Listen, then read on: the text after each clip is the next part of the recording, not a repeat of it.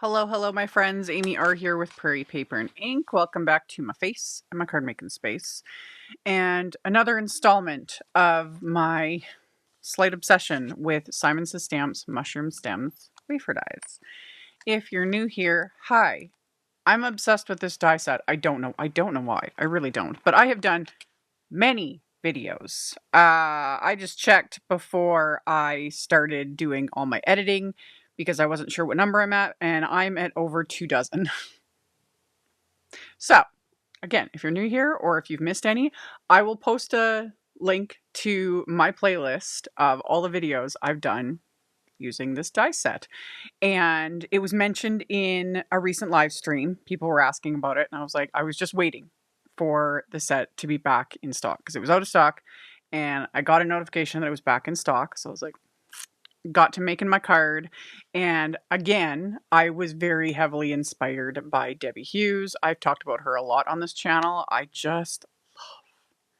love her style. I love the cards she makes. She used to do YouTube videos. She hasn't in many years, but I will link to her blog in the description box below the video because she is very much worth following because yeah, what she does with like die cuts and stamps and all that is just, I don't know, I really love it. So I was inspired by her for like my background and whatnot, and I had fun. I had fun. So, as always, everything I used will be listed and linked in the description box below the video. My links are affiliate links. That just means that if you click on one of my links and end up placing an order, I do get a little kickback from that at no extra cost to you. That is what helps pay the bills, keeps the lights on, enables me to keep bringing out content. And yeah, let's get into making the card. So I'm starting off by creating my background, which right now is Canson XL watercolor paper. I put that into my MISTI, and then I've got the thank you text background stamp. And this is like a direct inspiration from Debbie. She did a card on her blog using this background stamp and one of the die sets I'm going to use, but it was the background that really like stuck with me. And I was like, while I talk about like messy and not going for perfection, because perfection is overrated, trying to create like looser areas with backgrounds, still something I sort of struggle with because it's just habit to, ink up the whole thing. So anyway, I inked mine up with some of Simon's Pawsitively saturated inks, and I purposely didn't ink it up perfectly because that's what we're not going for.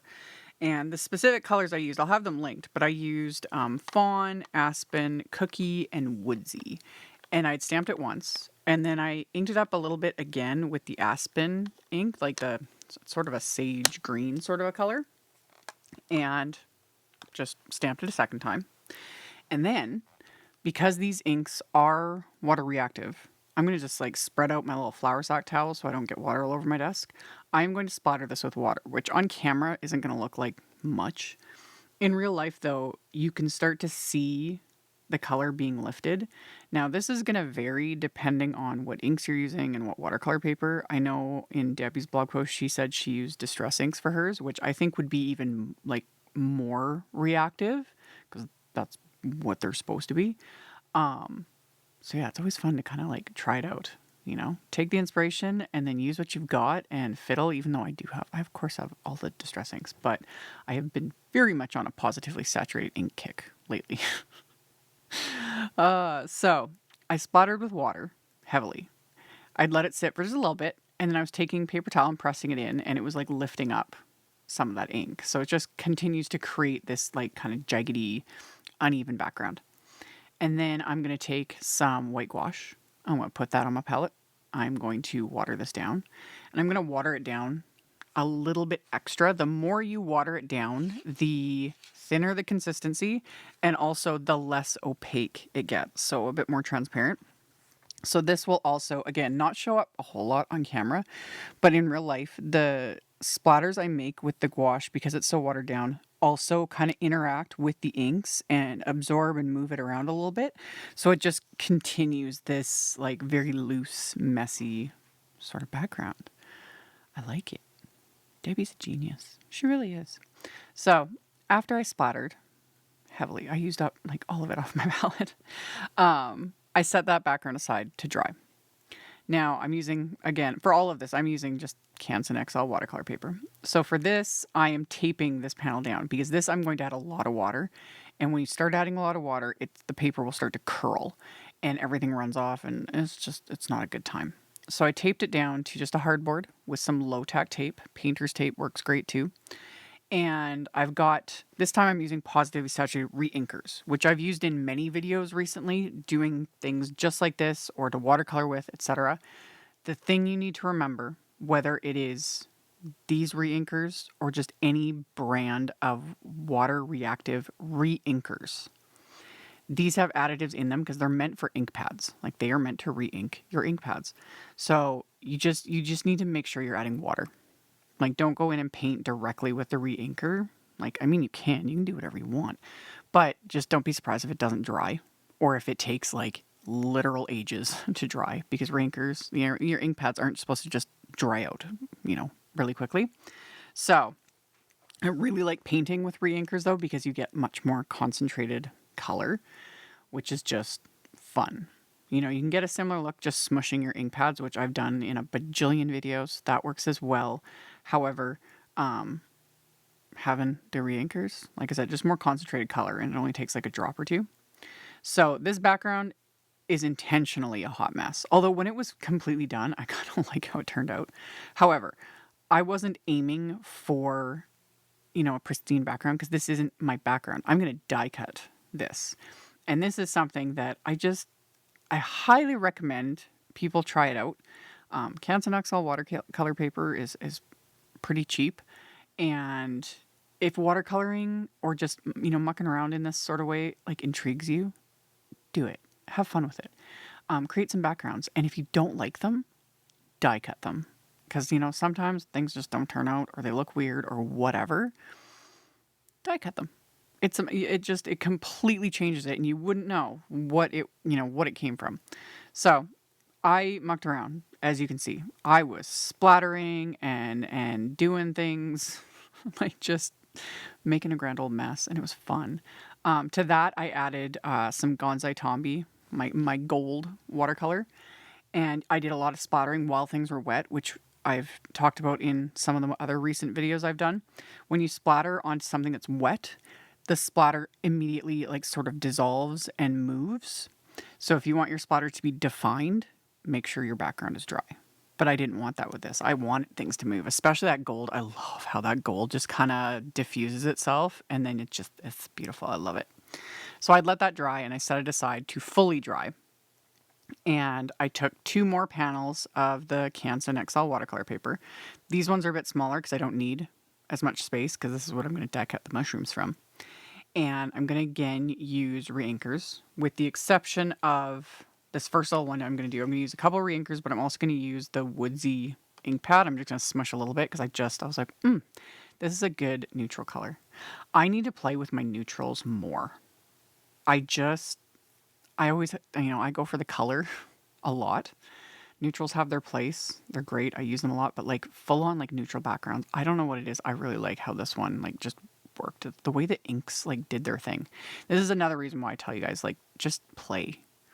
Sometimes you'll find really interesting combinations, or it's oh, this color does this interesting little thing, or doing it this way, wet on wet, or splattering when it's wet or splattering when it's dry, etc., etc. You find neat little things that you want to explore more and just make little backgrounds. They don't have to be big full ones, and make them with the intention of they don't have to be a finished project, but like I said, and if you're not super happy with how they turned out, die cut them. Die cut them from little florals and leaves and whatever, and see what you think about with that. So for the second background, I used a Punch, Cabernet, and Sangria re-inkers. And then here I'm splattering on just that white gouache that was on the palette while things are still kind of wet, so you can see how it just kind of moves and it'll absorb some of the color. And then I add some of the gold as well. And again, I let those dry. And that neutral one it intrigues me. I like how those colors. So I need to remember this combo: FAWN, Cookie, and WOODSY. need to, you know what, I have them in front of me as I'm doing this voiceover. I'm like setting them on my desk so that I'm going to revisit that little color combo because I really like how those three colors played together. So anywho, for the green background, I am die cutting that with the curled Fern Frond because of course these were going to go with the mushrooms. They're just meant to be. So I was able to get 2 sets die cuts out of that background, which love. And then the mushrooms I die cut from those 2 little backgrounds. And these were fun. These were fun. So assembling them, super simple. I just used my craft tacky glue. And then I also used some thin foam squares to pop up the little mushroom caps just to give them just a smidge of dimension. So I just adhere the stem, pop on the little mushroom cap, and then I've got my little mushrooms. So yeah, with that, just, I don't know. I'm like fixating on this little neutral color combo.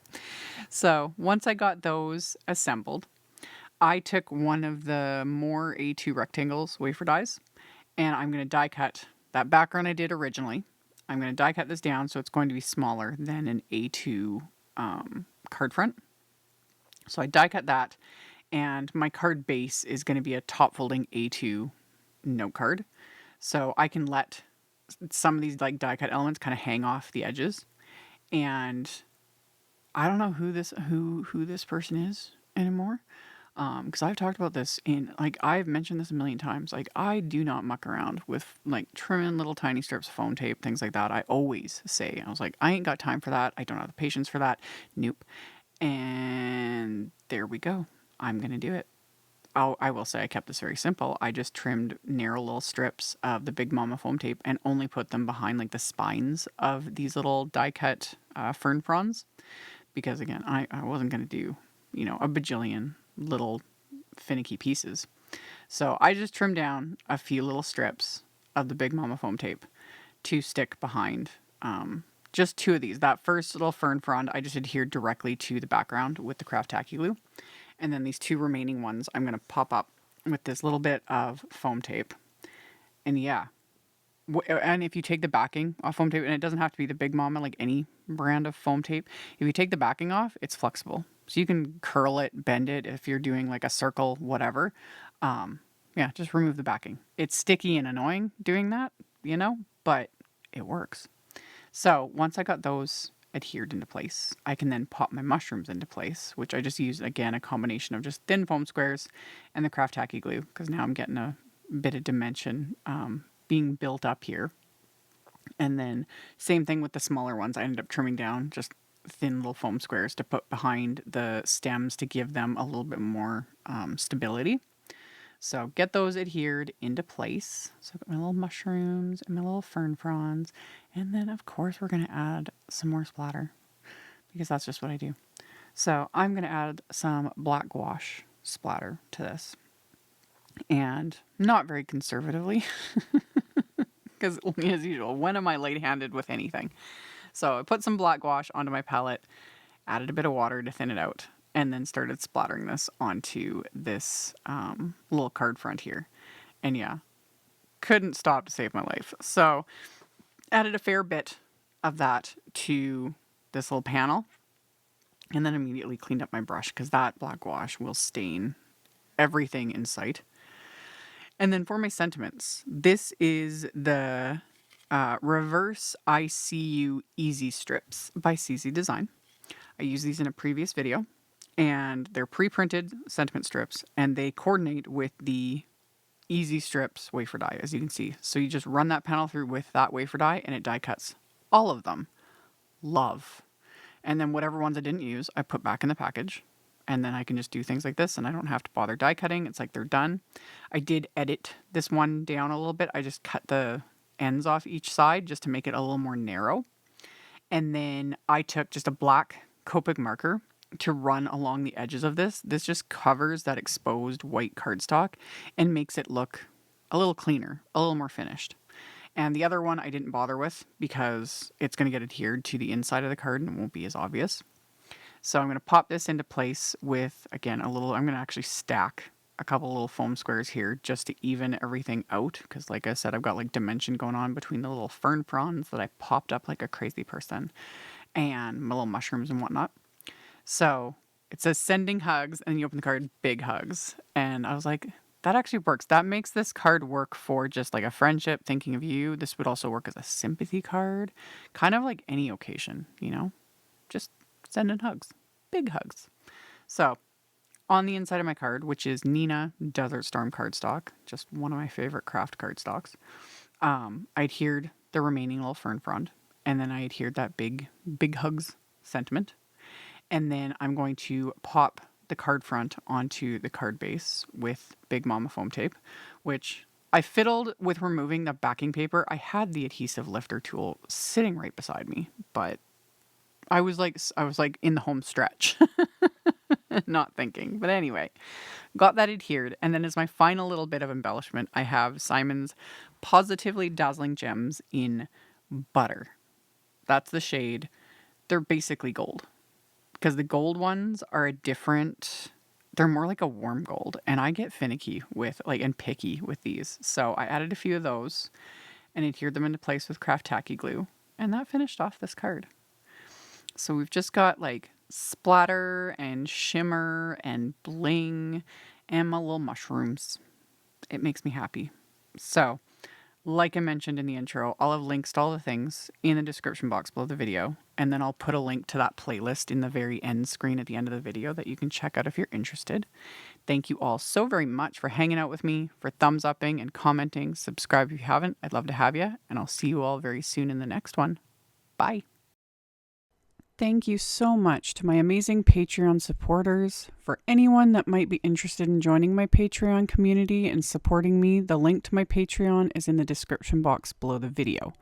For everyone else, as always, thank you all so much for taking the time to watch my videos, for thumbs upping, commenting, subscribe if you haven't, I'd love to have you. And here's a couple other videos for you to check out in case you missed them. Bye!